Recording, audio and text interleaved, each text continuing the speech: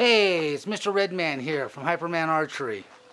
Today I'm going to be showing some people that were asking questions about what do I use for rabbit shooting, rabbit hunting.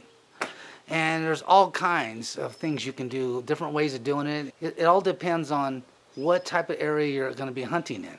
If you're hunting in brushy areas where the rabbits are in the brush, and a lot of times they'll be sticking halfway out of the brush, I just use a field point. I've killed about 100 rabbits with the field. Sorry, I can't say kill. You know, the liberal thing. Okay, I harvest about 100 rabbits with the field point, and because when they're halfway out of the brush or whatever, I can go through the brush a little bit and still nail them. And if you use that with a judo point, or even a broadhead, or even a blunt, like these steel blunts here. See. These are right here. This one is, I don't know, I think 100, yeah, it says 125 grains on there, I think. Yeah, 125 grains.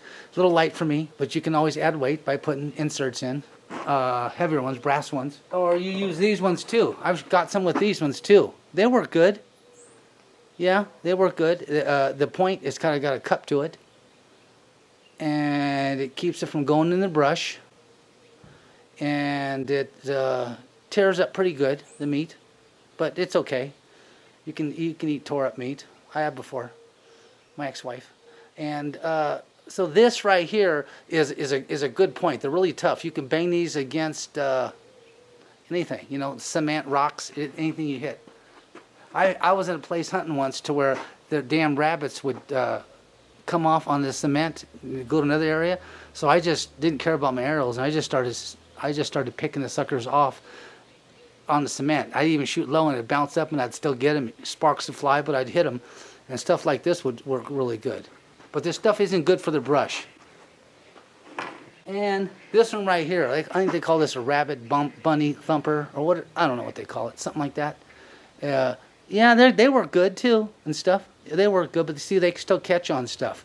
For the stuff, if I'm going to hunt in the brush. I watched films of other people hunting rabbits, and they hunt a lot in the brush. They shoot through the brush, little pockets and stuff. They shoot pretty close. They're like 10 to 15 yards. Man, that would be great. I only had a couple of rabbits in my whole life get that close to me. And when you get out of the car, sometimes you miss them because you can't believe it. You think the rabbit's got a mental problem or something unless you get so close to them. It's kind of sad. You really don't want to shoot them because you think it's not unfair, you know. But these right here work good too. They'll knock the shit out of it. I've had these go through rabbits. These little rubber ones. Yes. These go right through them. Then you got this one. I think VP makes this one. This one's kind of heavy, but it still works good. It knocks the shit out of them pretty good. And it cuts them. And it does slow down on losing your arrows like some of the other ones do. But a lot of times, I just use fill points. They fly straighter. They fly good. But and I've killed them with harvest them with broadheads. Once when I was about, I don't know, I think I was like 14 years old, I used to hunt the wash where I used to live as a kid. I didn't know how to shoot. I just tried to shoot rabbits. I shoot hundreds of times, and sometimes I get lucky and do the right thing, and I'd hit a rabbit. Well, this one rabbit was on a piece of plywood once, and I shot through him, and the broadhead stuck him to the plywood, and he was going around, snapping, flipping out, and I had to get him off the plywood. But the only problem with the field points is that they don't die as quick. How can you say they die? They don't. Yeah, they don't die as quick. You got to kind of how you say dispatch them with your heel, or your foot, and real quick, and it works real good. So that's what these ones are. But they work the best. I use most of them, and they fit better in your quiver. They won't rattle around. They won't tear your quiver up. The foam in your quiver. And I don't wear a Robin Hood back quiver. That looks cool. It's neat. Robin Hood thing. I like the one that fits on here. It's a lot easier. I wish I can just carry a bow and just have someone follow me like a caddy holding arrows for me. It'd be nice, but I don't have it that way because I like to just shoot a bow with nothing on it. But this is the best I can find. It's just easier than having the arrow. You bend over, you drop some arrows, fly out, they rattle around. You know, and that ain't for me. A lot of people like it. That looks cool, you know. Just, you know, that's not for me. But people that do it, I'm not putting you down. I mean, that's fun. That's great. If it makes you happy the way that I do it this way, I'm happy for you. Yeah, and these are the Ted Nugent arrows. See, that's why I love these arrows. So if you have like the Ted Nugent arrows, like these ones here, with the pink feathers, you don't need as much of like a judo point. I'll get a judo point. Okay, here's the crazy judo point for shooting birds, flying in the air, or you can shoot anywhere you want. And they really work good. And then here's the smaller one for hunting rabbits. I've had these go through rabbits before, but the good thing about these is you don't lose nothing.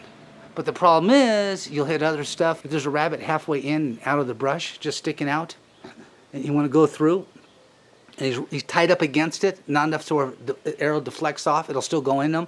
If he's about, I don't know, a foot away, that you can still pull it off. But the closer he is to the brush, the better it is. These things will just stop you. You won't even hit them. They won't work good. But these are good too for practicing. If you're a person that lives on a front lawn and you have nowhere to shoot, you can shoot these right off the grass. You can shoot water bottles, plastic water bottles right off the front yard, and they won't fly or bounce or do nothing else. So they're good to practice with too. They're fun. But the ones that I'm going to be using this year, because of the way I hunt, everybody's different. I don't mean to be disrespectful and say that, but there's some people you got to say it that to, and I'm sure you understand. This is what I use. I'm going to use this one here. Okay, I think this is the VP one. I've used this before. They changed so many names and people, it looks like the same. I don't remember what it is. But this, you'll see this, you can order it probably. You'll see this at Three Rivers or the Footed Shaft or Custom King or Rocky Mountain Archery. They sell these ones and stuff.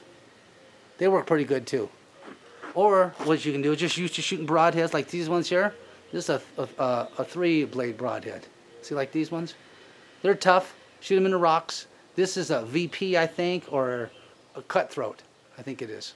Far shots, I'd be shooting either this first, up to like 60 to 70 yards, 50 to 70 yards, and then this one right here, I'd shoot up to around the same.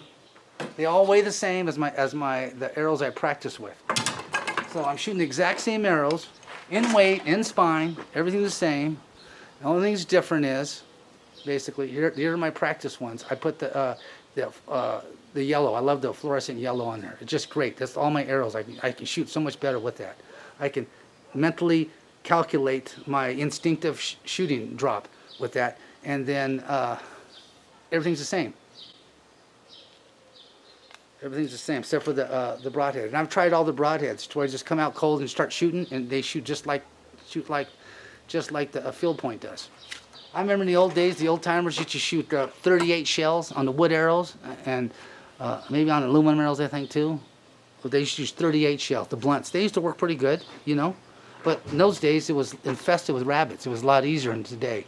There was more deer, there was more bear, there was more jackrabbits, and more coyotes, and there was just, everything was better in those days.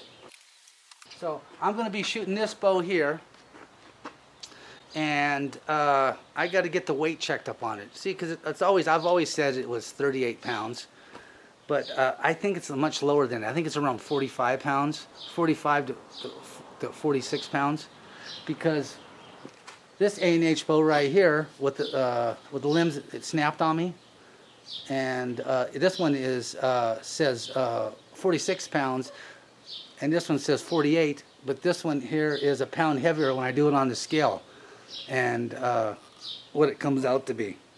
So that ain't supposed to be that way, but you know, it's where you measure it, and they say this stuff. But I measure from the inside of grip. That's just where I measure it, and I have my own little way to where I know from the grip how much the bows that my body can take from where I hold on to. That's the way it should be that way, because that's what you hold on to, so that's what you're going to be pulling. And people say, you know, they do the center, they do it past this. And like I said, everybody has a different way of doing their draw weight. Every shop does. I go back to the same person a month later, he knows who I am. Come on, nobody has a mouth like me. So he remembers who I am, and then he comes up with another one, and then he comes up with another one again. I just same bow. One guy was playing games with me, so I went and I painted the bow with that paint. You can take it off. The paint comes off easy. I painted the bow and told him I got a new bow, what the poundage was, and he came out with another number, like 3 pounds heavier than what he was before. Same bow. Paint doesn't make your bow, your bow draw weight heavier. Come on, just to see if the guy's bullshitting. And that's what I did. He's a bullshitter, so I don't go there no more. So that's what we're going to be shooting. I brought the weight back down on the arrows a little bit because I want to shoot a little flatter. The arrows I'll be hunting with this year for rabbit are going to be 538 grains that I'll be hunting with right here. This year I'm going to have a field point, one of these VPs, and 2 broadheads with me.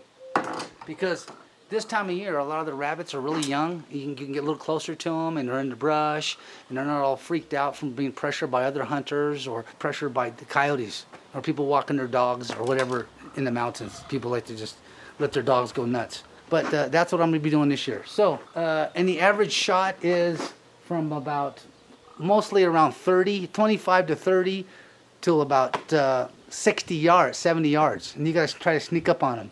And the jackrabbits out here are huge. People have even commented and stuff, and people live out here seeing them. They look like small kangaroos. They're big.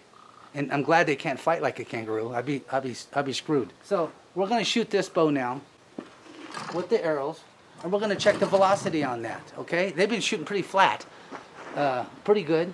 I used to shoot a 55-pound bow, tomahawk. They're fast bows. 55-pound tomahawk bow with 500 grain arrows with the small feathers, the 4-inch feathers. Those used to shoot flat.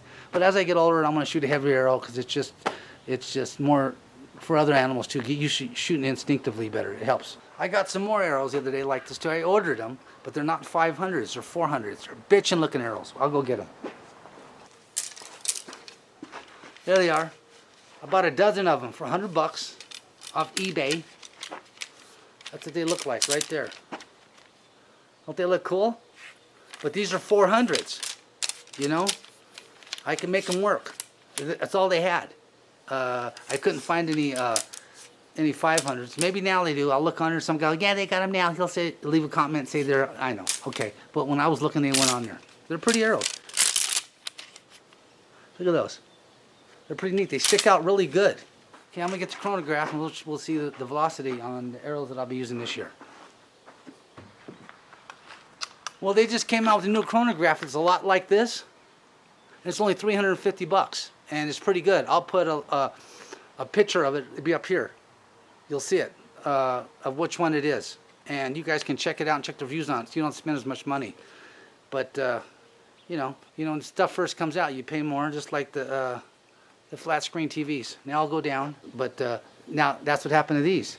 These gone down a little bit. I already got this one, so I'm happy with it. It works. And I shot it once. You guys remember that? I nicked it. Almost.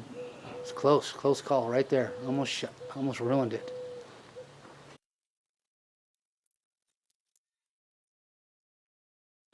Okay, there we go. It's all set for bow and arrows. The other one too I was talking about has a pellet gun setting, has a bow and arrow setting, it has a pistol setting, and it has a rifle setting. These arrows, I don't know if the feathers are brighter than the ones I usually get. I think it's just the pink making it pop like that. They're really bright. You'll see on the target here. Okay, we're shooting down here at 106 yards, and we're going to try to hit that bear, but we'll see the velocity right here.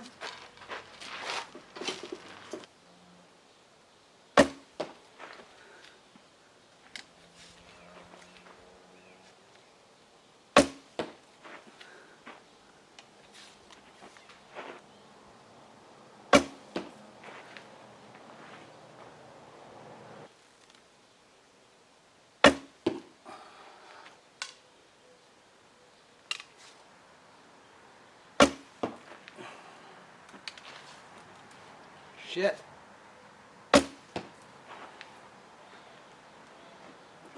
Okay, the average of that is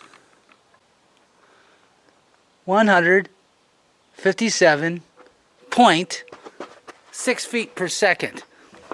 Okay, let's do just a little bit of shooting. A little warm-up practice. Shoot the Walmart honey jugs, and some smaller ones and some bigger ones. See how we do. Pull the camera back so you see the arrows fly. Bring it down a little bit.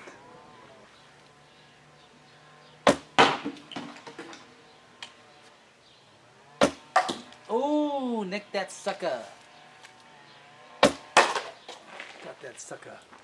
Well, okay, my YouTube buddies, I was in a car accident about 1.5 years ago, and I need a really expensive operation, and I can't afford it right now, and the insurance company didn't want to pay out on the other side because they were at fault. Some lawyer shit, you know. And so my neck's starting to kill me, so I'm going to start to shoot the lighter bow. But hopefully this one's going to work out just fine for me. I'll probably either, if it can't shoot the heavier bow, the camouflage one, I'll have to use the green one, the 35 pound, or I'll use the 35 pound Black Hunter. South Cox has got my other bow. He's mashing the handle on it for a bow. I'm being made a 35 pound bow, a 2-piece A&H bow, and he's got it. So, and that's a 42 pound bow. If I get that one back, there's a difference between this one and the camouflage bow. There's a difference in weight. More like it's a difference in pain. Okay, here we go. 35 pound bow, 445 grain arrow. Let me go check. I'm gonna be 466 grain arrow over a 35 pound bow, A&H. Yeah, we might as well just.